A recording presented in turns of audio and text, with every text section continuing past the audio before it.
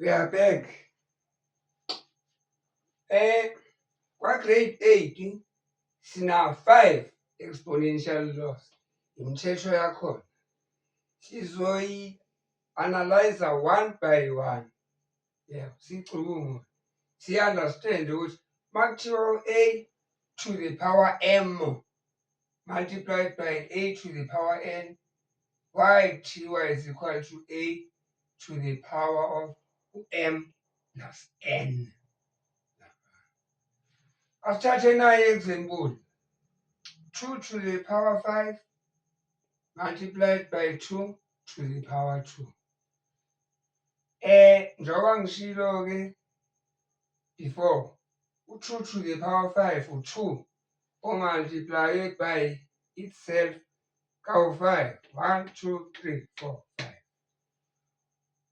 Kuzo-timeswa ngo-2 to the power 2. U2 to the power 2 u2 multiplied ngayo. Manje siyazi-ke mos o2 aba-1, 2, 3, 4, 5, 6, 7. Kusho ukuthi i-answer u2 to the 7.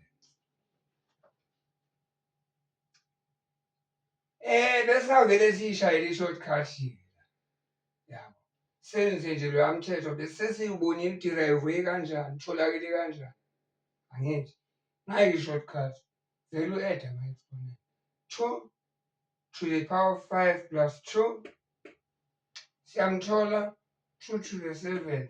Singadinga ukwenza yonke leya derivation lapha and expanded lapha. In words-ke khona la uyokubuze khona ukuthi seyithi leya nto umthetho loya ngamagama. Usually siwaphendula nge-English ama-question paper. So-ke makuthiwa say that in words kusho nje if the same base, the base must be the same. If it's multiplied, you simply add the exponents. You don't multiply the exponents. Asithanga la 5 times 2. It's 8 plus. Add the exponents. Yiyo-ke i-first law. Sengizawulandela-ke nge-next lesson futhi yomthetho wesibili manje. Good day.